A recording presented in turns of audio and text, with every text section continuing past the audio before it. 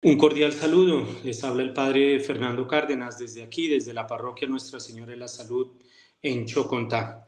Hoy realmente nos acompaña un invitado muy especial porque es un hermano, ya vamos a ver por qué es un hermano, muy especial por su ministerio, por su apostolado y muy especial por el tema que iremos a tratar hoy. Les hablo del sacerdote español Jesús Silva, que nos acompaña desde Madrid, España. Padre, bienvenido a este espacio. Los micrófonos son todos tuyos y muchas gracias por aceptar esta invitación. Gracias, Padre Fernando. Encantado de poder estar contigo y de poder acompañaros a todos los que seguís el programa. Bueno, pues aquellos que no conocen al Padre Jesús Silva, los animo a que los sigan por sus redes sociales. Realmente es un contenido que vale la pena. El Padre nació el 18 de junio del 83. Es el decimotercer hijo de 14 hermanos. Cuando yo Eso leí es. esto, dije, esto hay que hablarlo. Y recibió la vocación sacerdotal y el 3 de mayo de 2008 fue ordenado sacerdote para la Arquidiócesis de Madrid. Además, realizó estudios de teología, se ha especializado en latín, griego, es licenciado en teología patrística, es decir, en los padres de la iglesia que hay que redescubrir. Ha Eso es. acompañado durante muchos años a muchos jóvenes, lo que le ha llevado a implicarse personalmente en esta pastoral, impartiendo charlas, coloquios, conferencias sobre afectividad, sexualidad. Ha publicado un libro que se llama Sexo, ¿Cuándo y por qué? La sexualidad al desnudo, de Editorial Palabra. Te amarás a ti mismo como Dios te ama, también de Editorial Palabra. El fracaso del ateísmo, de Editorial Palabra. Actualmente es párroco de las parroquias San Isidro, San Pedro Claver, aquí en Sí, Cartagena, eso es, justo. Y Virgen del Castillo. Y pues recientemente su más último libro trata sobre la venida del anticristo, los signos del fin, también publicado por Editorial Palabra. Y por esa razón quería hablar contigo, Padre Jesús, sobre el anticristo. Hmm. ¿Quién es el anticristo? ¿Cómo está presente hoy día? Y bueno, ¿por qué escribir sobre el anticristo? Me parece una muy buena pregunta porque hoy en día hay muchas personas que están preocupadas por este tema, ¿no? Pues porque estamos en una sociedad muy complicada, todos sabemos cómo está el tema del globalismo, de la negación de la ley natural, etcétera, ¿verdad? Y entonces esto hace que haya mucha gente que esté muy inquieta con este tema. Por eso me decidí a escribir el libro, porque a veces llegan por las redes sociales pues una supuesta aparición de no sé quién, o una revelación privada de no sé quién, o una que se han dicho en no sé qué sitio qué. Entonces, había como mucha, ¿cómo se dice?, confusión con este tema. Y de hecho ya había gente incluso que estaba diciendo que si el Papa Francisco era el anticristo. Entonces ya aquí fue cuando dije, mira, vamos a escribir un libro porque... Y entonces es un tema que yo tenía bastante investigado en los padres de la Iglesia, que es, como tú has dicho muy bien, mi especialidad, ¿no? Y entonces decidí hacer un libro como más científico desde el punto de vista de la ciencia teológica para hablar del anticristo pues desde el punto de vista de la Sagrada Escritura, de los padres de la Iglesia, sobre todo los de primera generación, es decir, los discípulos del apóstol San Juan, y lo que dice el magisterio, para ver qué cosas tenemos claras sobre el anticristo, ¿no? Y es muy bonito porque en este trabajo fui viendo que había muchas más cosas claras sobre el anticristo de lo que yo pensaba, porque a veces uno dice, no, pues nos quedamos solamente con ese pasaje que Jesús dice, no sabéis el día ni la hora, estén preparados, pero claro, me di cuenta de que tanto la escritura como los padres dijeron muchas cosas que hay que tener en cuenta, ¿no? Entonces, desde ahí es desde donde surge este libro, La venida del anticristo, los signos del fin, que luego os diré cómo se puede encontrar en Colombia, si a alguno le interesa. Y, claro, aquí descubres, pues, ¿quién es el anticristo? Pregunta el padre Fernando, ¿no? Pues el anticristo es una persona, no es el diablo encarnado, ni es el hijo de Satanás, ni nada de eso.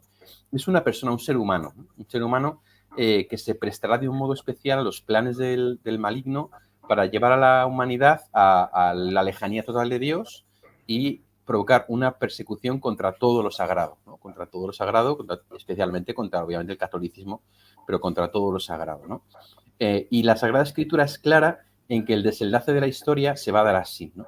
No es que la historia esté predeterminada, pero sí que el Señor, como es omnisciente, sabe que en algún momento de la historia va a suceder esto, ¿no? Que habrá una sociedad dispuesta a aclamar a un falso Mesías, que ese es el nombre anticristo, ¿no? Es un antimesías, a precio de renegar de la verdad, para intentar tener como una paz o una convivencia, una prosperidad mundana, humana, y entonces renegar de la verdad para seguir a este personaje, ¿no? Anticristo. Entonces, sabemos que será una persona.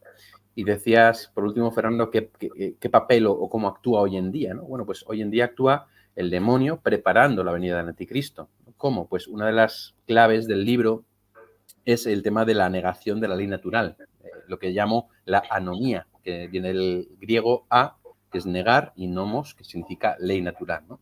Que es un poco lo que esto sí que estamos viendo que está sucediendo ya. No quiere decir que ya estemos en el fin, pero que ya lo vemos cómo se subvierte la ley natural, ¿no? Cómo se considera un derecho matar a un niño y se niega que tenga derecho a la vida. Cómo se considera un derecho que una mujer se sienta hombre y se perciba hombre, pero al mismo tiempo pues se niegan derechos fundamentales, o cómo se considera que la eutanasia es algo bueno y los cuidados de los ancianos malos, o cómo se considera que la tierra es más importante que el ser humano, ¿no? La falsa ecología. O sea, entonces esta especie de inversión de la ley natural es como el caldo de cultivo del anticristo, ¿no? Entonces, si esto sigue así, desde luego parece que vamos encaminados. No sé si me explico. Sí, de hecho, el demonio siempre quiere imitar las cosas de Dios. Y no recuerdo quién, el Padre Jesús tal vez lo sabe, si es el cardenal John Henry Newman, que él también publicó o elaboró 4 sermones sobre este tema del anticristo, que realmente vale la pena leerlo. Y él creo que es él, no recuerdo, Padre Jesús, que dice que así como nuestro Señor tuvo un precursor, que fue Juan el Bautista, así el demonio quiere tener también entonces un precursor, que sería el anticristo. Y estos aspectos que el Padre Jesús nos menciona, lo antinatural que se está regularizando. Eh, el obispo Fulton Sheen, él también hablaba sobre esto. Y me parece a mí que hay, por ejemplo, una novela que el Papa Francisco ha citado mucho, El Señor del Mundo, de Hugh Benson. Padre Jesús, algunos dicen que el anticristo, bueno, está por ejemplo este pasaje del Apocalipsis, el famoso 666. Eh, no sé, desde los padres de la iglesia, desde lo que tú has investigado, cómo interpretar este 666, porque algunos dicen, no, 666 es un juego de números con letras y entonces 666 llegaría a ser Nerón, Adolfo Hitler, no sé. Sí. Muy interesante todo lo que comentas. Efectivamente, San John Henry Newman tiene los 4 sermones sobre el anticristo, que son muy interesantes porque son como una especie de... Yo he basado en ellos porque él hace un estudio un poco más, menos profundo sobre los padres de la Iglesia, pero muchas de las cosas que yo digo las dice él, obviamente en un sermón universitario, entonces es menos académico, pero es muy impresionante, ¿no? Y efectivamente es un poco lo que tú comentabas, ¿no?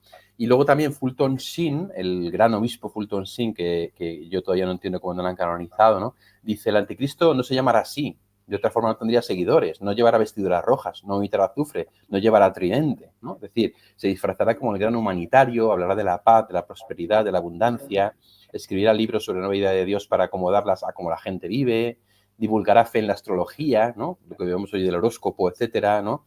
Justificará la culpa como sexo reprimido, que también lo estamos viendo, identificará la tolerancia con la indiferencia entre el bien y el mal, fomentará el divorcio bajo la premisa de que es necesario que haya una tercera persona, invocará la religión para destruir la religión, ¿no? O sea, es decir, Fulton Sheen tiene textos muy interesantes sobre el tema del anticristo. Ahora bien, mi estudio no se basa ni en santos ni en sabios, digamos, de la historia de la Iglesia, sino en los padres de la Iglesia. ¿Por qué? Porque los padres de la Iglesia son esos primeros teólogos cristianos que tienen contacto directo con los apóstoles, ¿no? Por ejemplo, San Ireneo de León, que es un discípulo de San Policarpo, que fue a su vez compañero de San Juan Evangelista, ¿no? San Hipólito, que fue discípulo directo de San Ireneo, es decir, que nos entroncan directamente con los apóstoles, ¿no? Por eso los padres de la Iglesia son tan importantes, porque nos entroncan directamente con la predicación apostólica, de manera que la Biblia no es un libro que ha caído del cielo y que hay que interpretar como cada uno pueda, sino que tiene un entorno en el que se entiende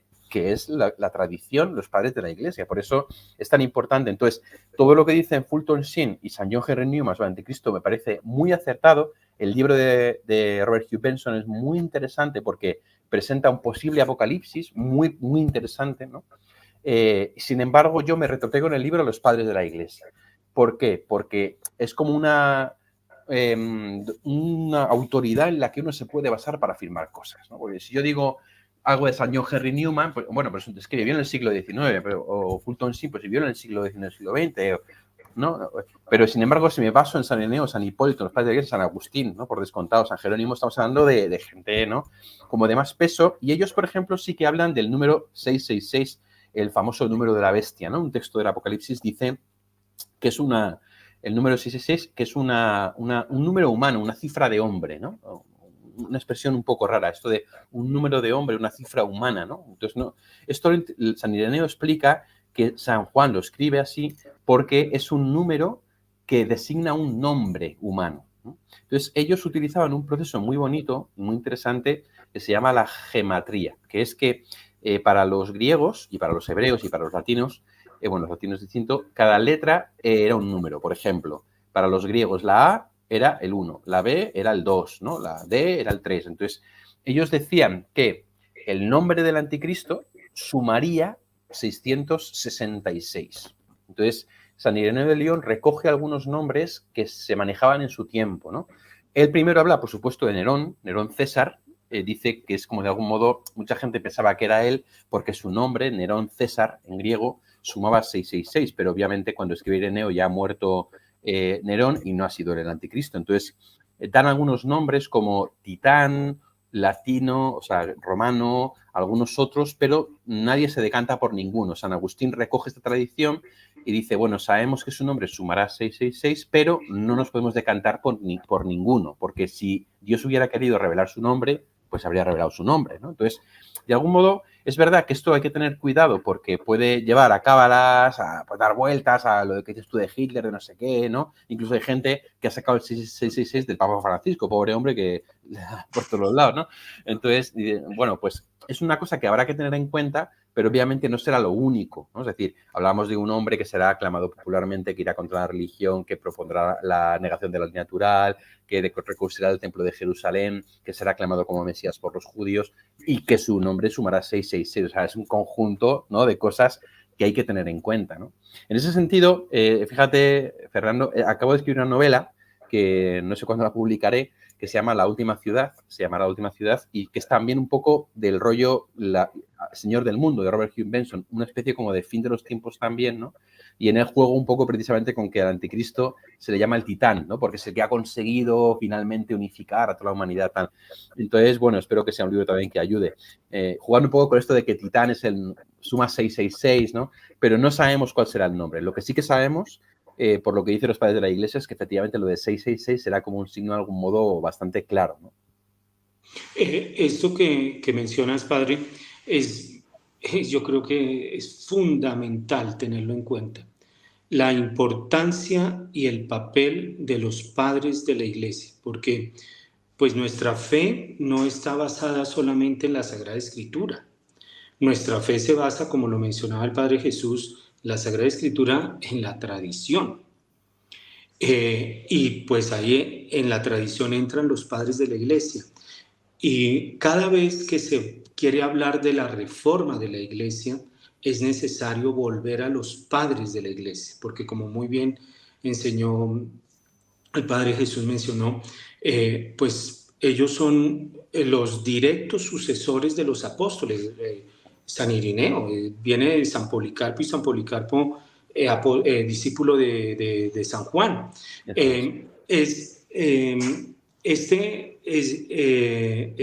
San Juan, él menciona que hay varios anticristos.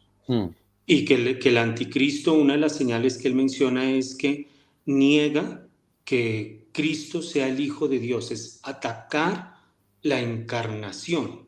Eso es. Esto los padres de la Iglesia me imagino que lo han desarrollado. Sí, o sea, los padres de la Iglesia, ese texto de las cartas de Juan es muy interesante, pero es verdad que San Juan, él en sus cartas parte de que las comunidades a las que escribe ya saben que va a venir un anticristo, ¿no? Entonces, va a venir un anticristo, y eso Juan no lo niega, de hecho en el Apocalipsis hablará luego de la bestia, que es el anticristo, ¿no? Pero también dice, como dice, muchos anticristos han surgido entre nosotros. Todo aquel que niega al Hijo venido en la carne, ese es el anticristo, ¿no? Es decir, de algún modo, es como, eso es lo que San Ireneo de Lyon llama los precursores del anticristo. San Ireneo de Lyon dice, cuando Juan habla de esto, se refiere a los precursores del anticristo, personas en la historia que tendrán cierto poder o influencia para ir preparando el mundo para la venida del anticristo, ¿no? ¿Y por qué el anticristo es quien niega que Cristo ha venido en la carne? Porque el anticristo se presentará él como Mesías, es decir, dirá, Cristo era un buen hombre, Cristo era un gran profeta, era un gran humanitario, pero no era Dios, ¿no? ¿Por qué? Porque el Mesías soy yo.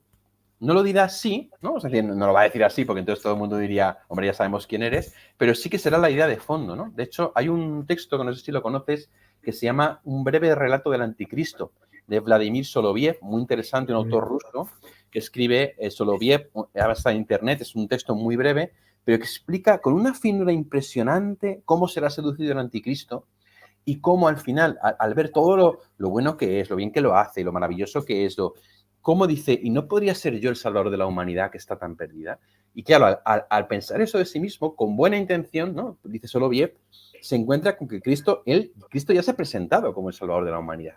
Pero claro, pero Cristo no fue salvador de la humanidad porque Cristo murió hace 2000 años. Entonces, él como el que se enrabieta, ¿no?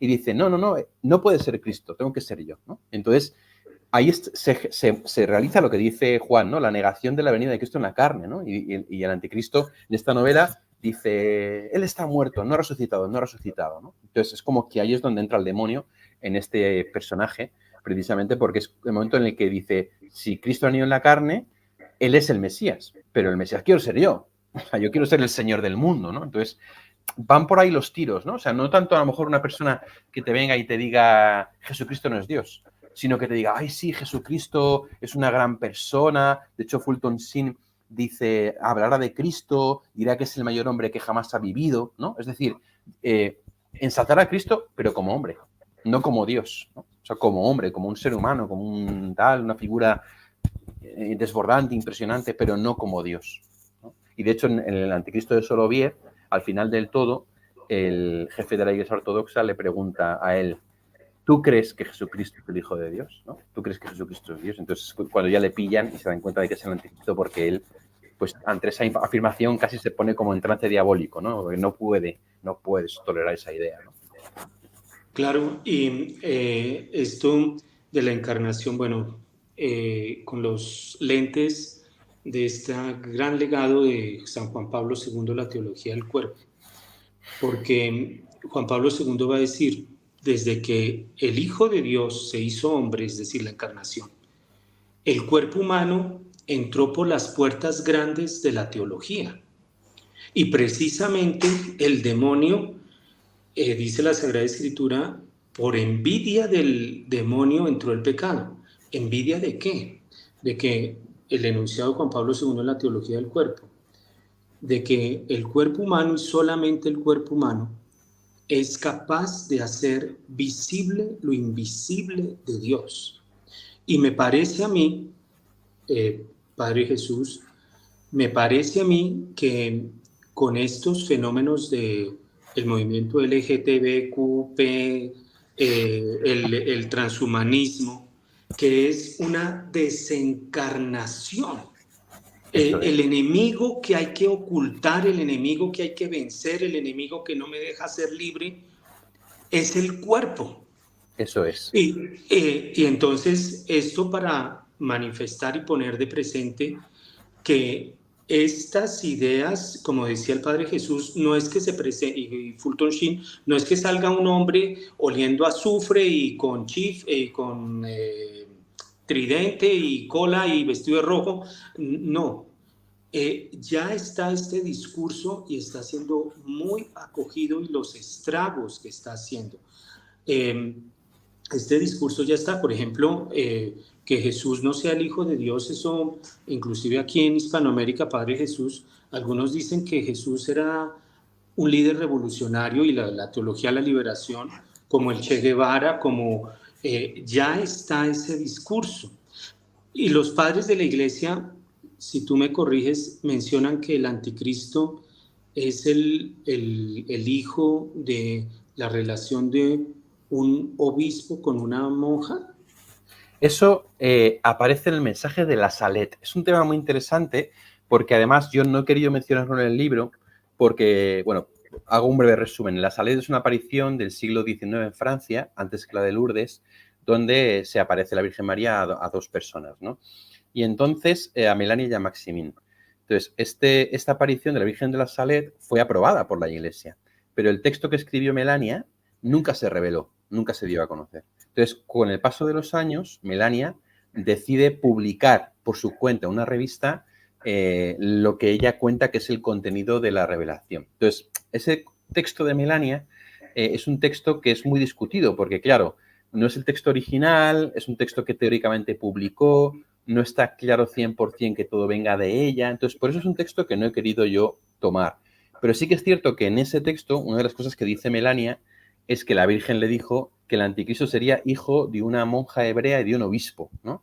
Entonces, ese es un tema que está un poco ahí, porque en las apariciones de la Salette, el texto original nunca se ha publicado. O sea, el texto que Melania da por escrito a los obispos de Francia y que se supone que llega al Santo Padre, nunca se ha hecho público, ¿no? Solo se hace público ese artículo que yo estaba un poco investigando para ver si se puede asegurar la autoría de Melania y no es 100% seguro que venga de ella. Por eso tampoco lo menciono, ¿no? en el libro. Ahora, ¿sería descabellado? Pues no, en absoluto. ¿Por qué? Porque, fijaos, como ha dicho antes el padre Fernando, que el diablo, el anticristo, imita a Cristo, ¿no? Entonces, ¿Cristo nacido de una virgen? Pues el anticristo nacido de una monja, que es una virgen, ¿no? ¿El padre de Cristo es Dios? Pues el padre del anticristo es un obispo, ¿no? Y luego, ¿por qué una monja hebrea? Pues porque el anticristo tiene que ser hebreo. Y hoy, para que uno pueda ser judío, tiene que nacer de madre judía. Una cosa que además Melania no tenía por qué saber en el siglo XVIII, siglo XIX. Entonces, es muy interesante porque no es que esto sea parte del depósito de la fe, no lo dicen los padres de la Iglesia, pero desde luego no es increíble que pudiera suceder, ¿no? Y fíjate esto que decías, Fernando, del tema de lo de la carnalidad. Es que es verdad, ¿no? O sea, la carne, decía San Tertuliano, es el quicio de la salvación, porque es lo que ha elegido Dios para salvarnos, encarnándose y glorificando la carne en Cristo, en María y en nosotros al final de los tiempos, ¿no? Y el diablo tiene envidia de esa glorificación de la carne y entonces por esa envidia entre el diablo y el mundo, como muy bien explicas, y explica San Ireneo también ampliamente, ¿no?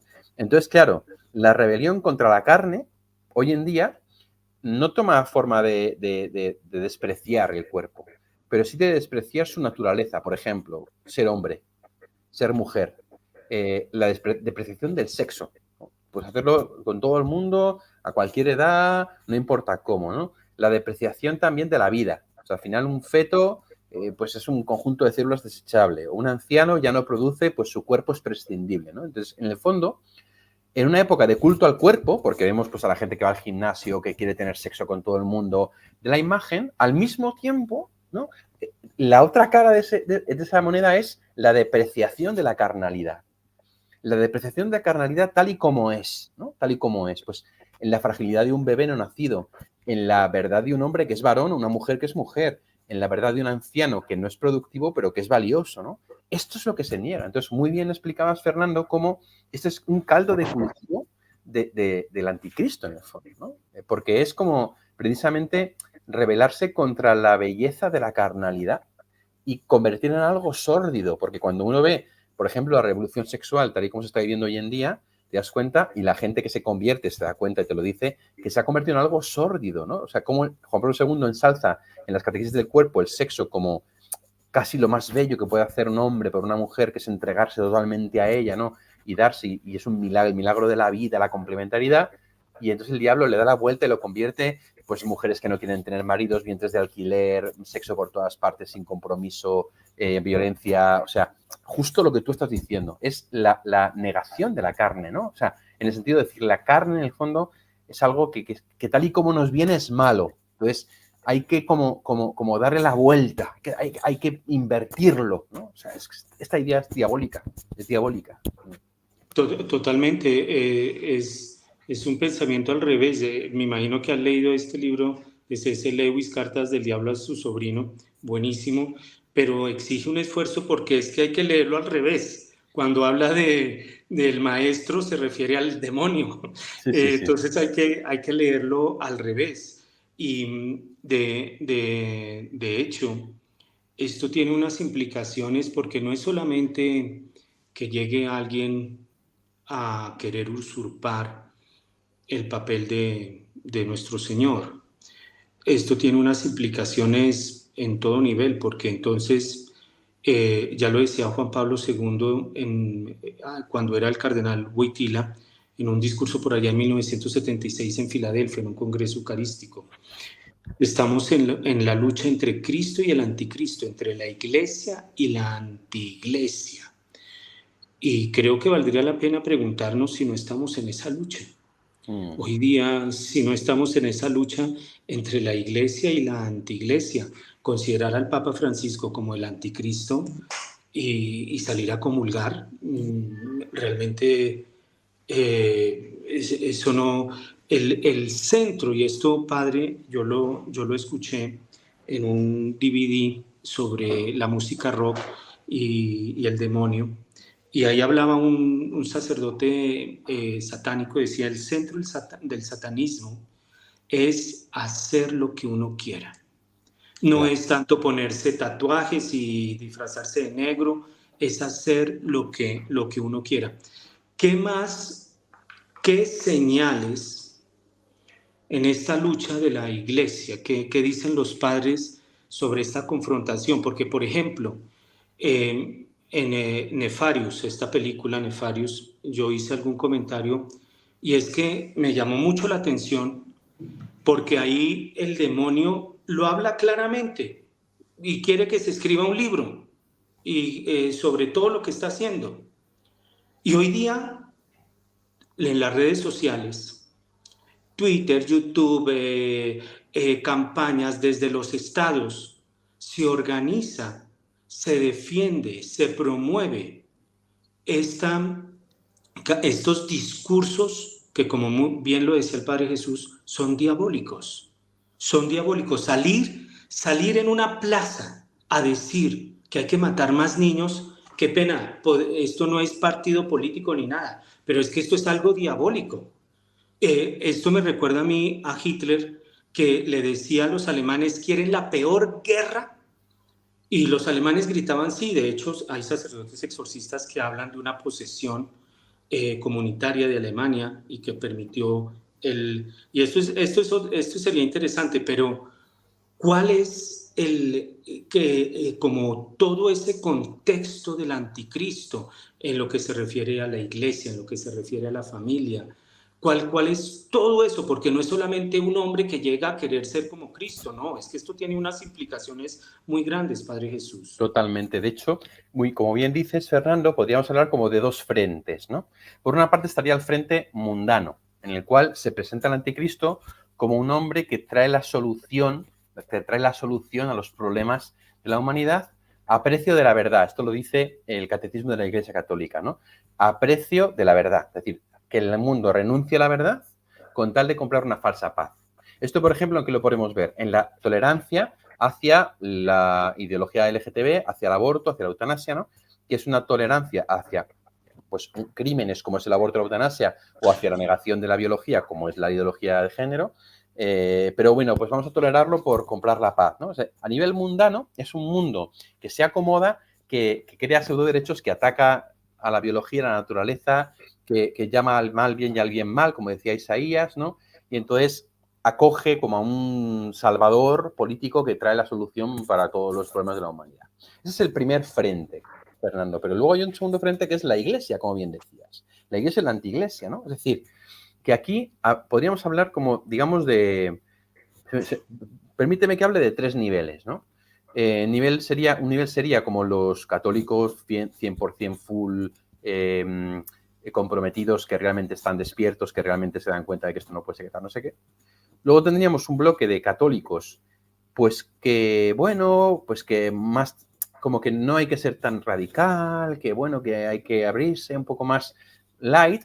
Y luego tendríamos un grupito de infiltrados, porque de hecho San Juan en las cartas dice, salieron de entre nosotros, pero no eran de los nuestros, ¿no? O sea, y de hecho, por ejemplo, con los casos de pederastia en la Iglesia, hemos visto una infiltración, ¿no? Que la gente ha olvidado el texto que escribe el Papa Benedicto XVI emérito sobre los abusos, donde él habla de una infiltración. O sea, no habla de que de un error de cálculo, no, habla de una infiltración, de una red de pederastia que, sobre todo en Estados Unidos, pero en otras partes del mundo, se introduce a propósito en los seminarios con una finalidad muy concreta, que es que cuando hayan prescrito los crímenes, es decir, 50 años después, los casos salgan a la luz para desvirtuar a la Iglesia, ¿no? Hablamos de la infiltración masónica en la Iglesia, ¿no? Es decir, de masones que todavía, ayer hablaba con uno que le invitó a su marido a una logia masónica, y no sé si se puede ser masón y cristiano, no se puede, o sea,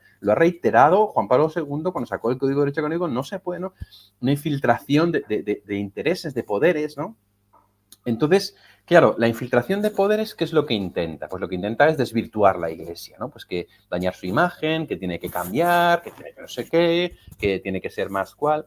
Los católicos, digamos, despiertos, están como diciendo, oye, esto no puede ser, mirad, ¿no? O sea, que hay una parte de la Iglesia que se está equivocando, hay gente de Iglesia que está diciendo burradas en nombre de la Iglesia.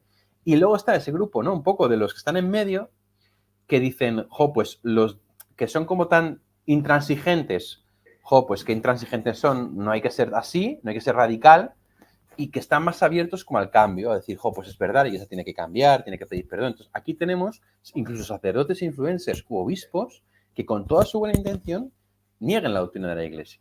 Dicen, bueno, pues no pasa nada por bendecir a las parejas del mismo sexo, no pasa nada, nosotros no queremos evangelizar, lo que queremos es el diálogo, nosotros no sé qué, ¿no? Entonces, claro, esto implica una iglesia dividida. Y esto, Fernando, no es, tú dirás más o menos que yo, pero yo veo que desde hace unos pocos años a esta parte, la iglesia se ha dividido un montón. Algo que antes, hace 10, 20, 30 años, 20 años no estaba. O sea, quizá ya sí por la teología de la liberación, es verdad que ha estado siempre muy fuerte, es verdad que aquí en Europa es distinto, pero ahora es como una división, ¿no? Por ejemplo, el camino sinodal alemán, la Conferencia Episcopal de Luxemburgo y de Bélgica, que saca un documento para bendecir parejas del mismo sexo, la Conferencia Episcopal de Polonia, que le manda una carta a la Conferencia Episcopal de Alemania para decirle que no, la Congregación Pacto de la Fe saca un texto y entonces la Alemania responde, o sea, es como una iglesia dividida, rota, que es lo que quiere el enemigo, y es un caldo de cultivo perfecto para el anticristo. ¿Por qué? Porque el anticristo, cuando llegue y traiga la aparente solución de los problemas para la humanidad, lógicamente los cristianos no le van a acoger como si fuese el Mesías, pero sí van a decir, jo, pues lo que este tío dice es que es lo mejor para la humanidad. ¿Y qué hay que hacer a cambio? ¿Aceptar la ideología de género? Pues venga, lo aceptamos. ¿Qué hay que hacer a cambio? ¿Aceptar el aborto en algunos supuestos? Venga, lo aceptamos. Como ya hay muchos católicos que lo hacen, y religiosos, y probablemente obispos.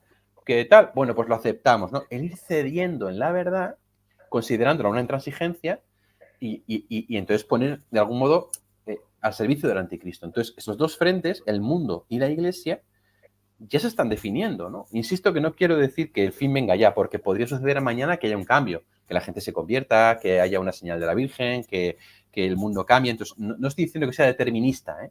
Pero es cierto que hay un montón de signos a nivel del mundo, la negación de la ley natural, de lo que decías tú, la negación de la carne, y a nivel de iglesia, la división, los frentes, los que niegan, los que ponen en duda, que dices, jo, es que este es el escenario en el que el anticristo puede aparecer.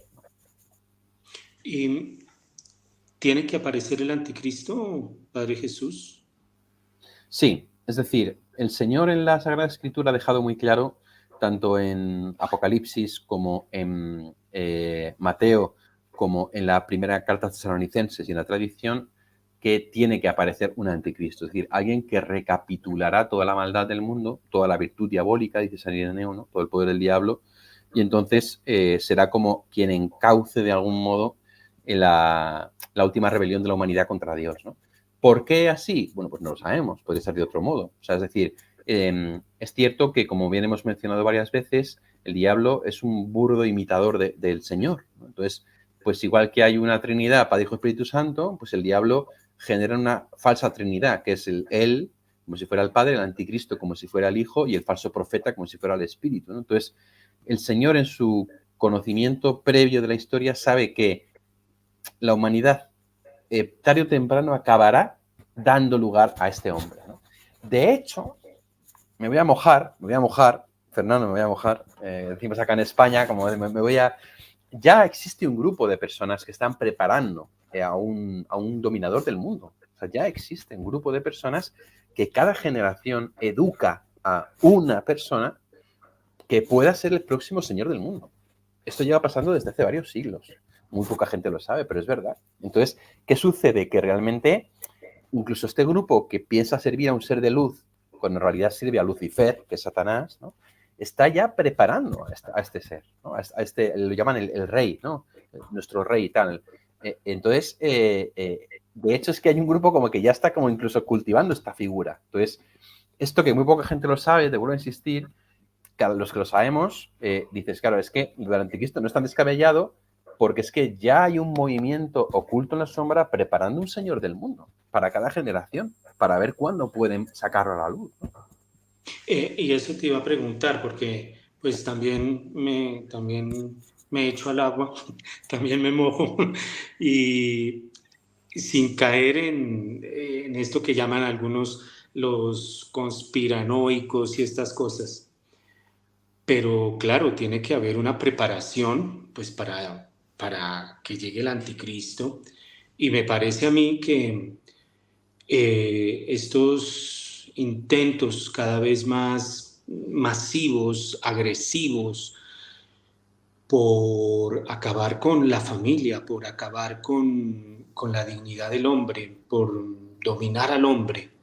Recientemente veía un video de una de las calles en Los Ángeles, terrible lo de la droga.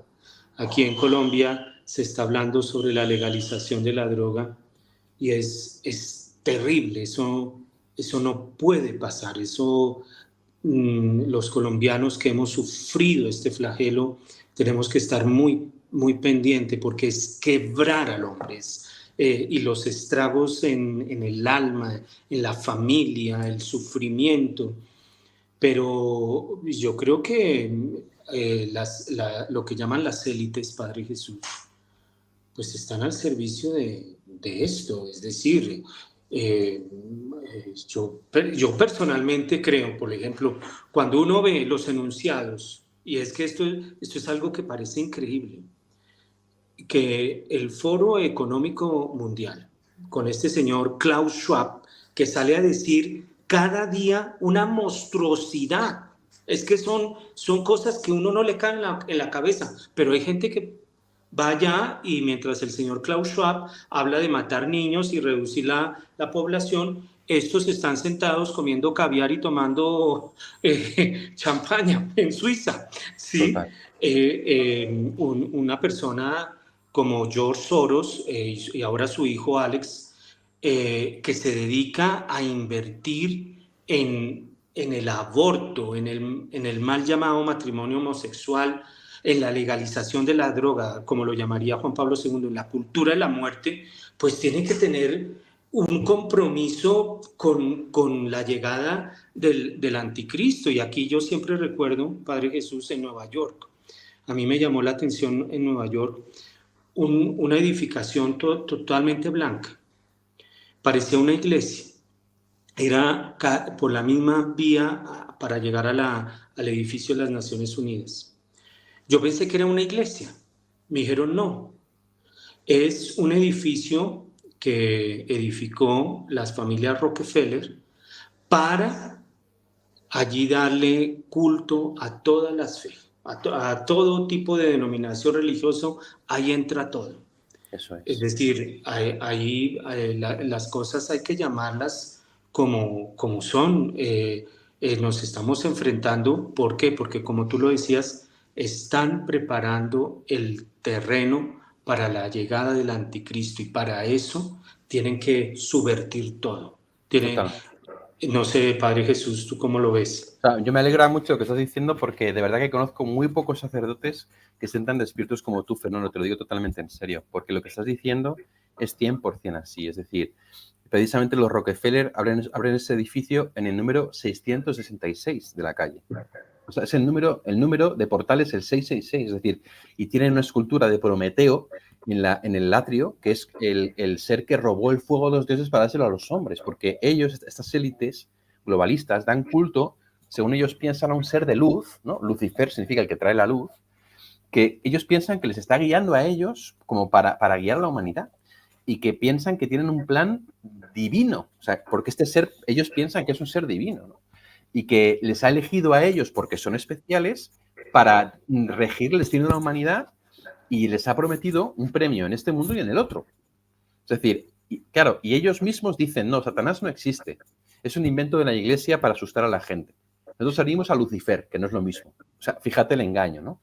Y estas élites existen, tienen un plan, se reúnen, o sea, tienen una agenda, ¿no? Nunca mejor dicho, ¿no?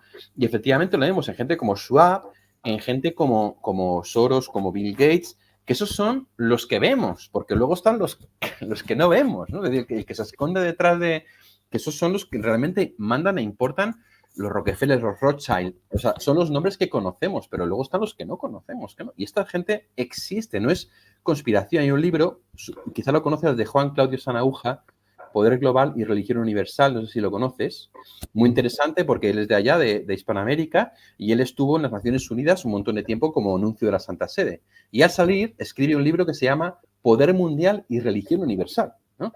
Que es un libro que es muy difícil de encontrar porque esta gente sabe también hacer desaparecer las cosas. Y es un libro en el que cuenta exactamente lo que estamos diciendo, cómo el Foro Económico Mundial, cómo las Naciones Unidas, como la Trilateral, como el Consejo de Relaciones Extranjeras de Estados Unidos, como el Club Bilderberg, son todo engranajes de una máquina que tienen una agenda que van publicando progresivamente y que es reducción de la población mundial, liberación de la mujer negando lo que es la mujer, matando a los niños, que no se coma carne, con la obsesión esta que tiene que comamos insectos, que se les ha metido en la cabeza lo de los insectos, que la tierra es más importante, lo que dices tú, la regularización de las relaciones antinaturales también para reducir la población mundial, o sea, y esto, efectivamente, hay una planificación, o sea, no, esto no es una conspiración, esto, si tú investigas, lo ves. En este libro, por ejemplo, de Sanahúja, que es un tío que estuvo dentro. O sea, no estamos hablando de que ahora cojo yo, me pongo. No, no, es que este señor estuvo en las Naciones Unidas, ¿no? Y su libro tú lo puedes comprar. Es verdad que es complicado encontrarlo, lo puedes comprar. Y es que él lo explica. Es que esto, señores, lo he visto en primera persona, ¿no? De parte de Juan Pablo II, el anuncio de Juan Pablo II de las Naciones Unidas, ¿no? Claro, entonces todo lo que tú dices es que es verdad. Y me alegra que estés despierto porque hay mucha gente que no se da cuenta de que el enemigo es astuto. Entonces, esto no es como, venga, no, no, aquí hay un plan, ¿sabes? Hay un plan en el que hay un grupo de gente que cree servir a un ser superior y que pretende destruir la humanidad. Ellos piensan liberarla, en realidad es destruirla, ¿no? Y esta es la lucha entre el bien y el mal, ¿no? Y esto sería propiamente lo que llamaba León XIII la sinagoga de Satanás. No sé si lo has oído alguna vez, ¿no? León XIII saca un documento contra la masonería, que es otra de las piezas de este engranaje, y la llama la sinagoga de Satanás, ¿no? Es decir, de algún modo, como igual que la sinagoga, que el Sanedrín, ¿no? Pues que condena a Cristo, pues ahora el Satanás tiene su propio Sanedrín, su propia sinagoga, que está como otra vez conspirando contra el cuerpo de Cristo, que es la iglesia. Entonces, claro, ahí está un poco esta batalla y es real, está pasando. Y el cuerpo de Cristo, la Eucaristía. Realmente lo que está ocurriendo con la Eucaristía y con algunos hermanos sacerdotes, la manera como están celebrando, duele mucho y hay que orar mucho. Hay un libro también de C.S. Lewis que se llama El Gran Divorcio, que es un paseo de las almas condenadas al cielo. Y en el infierno hay un pastor que tiene un grupo bíblico y en el infierno estudia la Biblia, pero estudia la Biblia es no siguiendo esto que estamos hablando con el Padre Jesús, el magisterio y la tradición, no, sino que estudia la Biblia y dice que sí, que hoy diría, ¿no? Hoy día bendecir parejas homosexuales, eso no es pecado, eso nada es pecado, hay que entenderlo, si Dios es amor y no condena a nadie. Son momentos en los que hay que tomar conciencia y hay que discernir mucho. A mí algo que me sorprende cada vez más es que la población mundial a nivel general eh, quiere, quiere un dictador y estos son estudios que se han hecho. La semana pasada escuchaba una noticia respecto a esto y me sorprende, me sorprende. El Papa Benedicto XVI, explicando esto del 666, dice, Dios nos da a nosotros un nombre, el demonio nos da un número. Y es lo que escuchamos, 50.000 niños abortados y no pasa nada, no pasa nada. Es un dolor. ¿Y cómo? ¿Qué papel tendríamos nosotros los cristianos católicos? Estos que, como tú decías, Padre Jesús, estos que queremos con todo corazón seguir a nuestro Señor, ser fieles a Él, ser fieles a la Iglesia. ¿Cuál es nuestro papel, según los padres de la Iglesia, para afrontar este enemigo que es el anticristo? Pues Jesús, ¿recuerdas en los pasajes que habla del fin de los tiempos? Siempre dice lo mismo, estad en vela, ¿no? Estar en vela significa estar despierto mientras los demás duermen. Es decir, la primera llamada que nos hace Jesús es a estar despiertos, es decir, estar atentos, no ser ingenuos, ¿no? Es decir, no tragarnos lo primero que nos llegue, sino estar despiertos y darnos cuenta de los signos de los tiempos, ¿no? Jesús dice, igual que cuando veis una nube en el horizonte, decís, viene chaparrón, ¿no? Y que cuando veis que la higuera echa yemas, decís, viene la primavera, pues también fijaos como los signos de los tiempos. Entonces, lo primero que tenemos que hacer, Padre Fernando, yo creo que es estar despiertos, es decir, ver los signos de los tiempos, llamar a las cosas por su nombre, no transigir con lo que no es negociable como el derecho a la vida, tanto al principio como al final, o la ley natural respecto del tema del género, ¿no? Y en este no transigir no quiere decir no tener caridad, ni quiere decir no ser comprensivos. Quiere decir no comprar las opiniones del mundo, ¿no? O sea, el momento en el que vemos que tenemos que renunciar a una verdad para poder tener tranquilidad, malo. En el momento en el que sentimos que tenemos que vender nuestra libertad para poder tener tranquilidad, malo. O sea, eso es lo primero que tenemos que hacer. Lo segundo que tenemos que hacer es tratar de irradiar a los que están alrededor de nosotros, por supuesto, el Evangelio, a Jesucristo, la caridad cristiana por deferencia, pero también el decir, oye, despierta, ¿no? Que la gente se haga preguntas, es decir, oye, ¿y tú no piensas qué tal? ¿No te das cuenta de qué tal?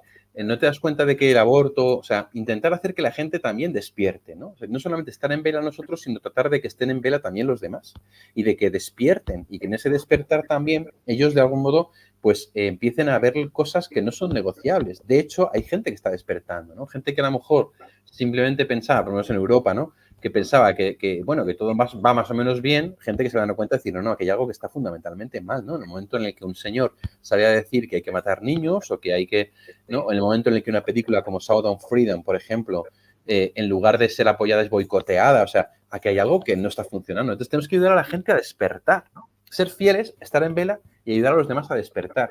Anunciar el Evangelio, evangelizar y ayudar a que la gente despierte. Creo que esta es la tarea fundamental que tenemos los cristianos hoy, ¿no?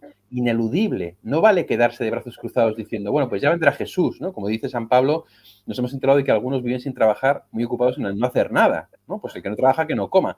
Y eso se refiere a la venida de Jesucristo. Y algunos piensan que ya va a venir, pues nada, nos cruzamos de brazos y no hacemos nada, que venga. No, no, no, no. Al revés, es un tiempo en el que tenemos precisamente que volver, como tú decías, a la radicalidad de los padres de la Iglesia, a las primeras comunidades cristianas, esas pequeñas comunidades en un entorno de persecución, pero que son firmes en la fe y que no reniegan de la fe, sino de la verdad, sino que la defienden, volver a eso.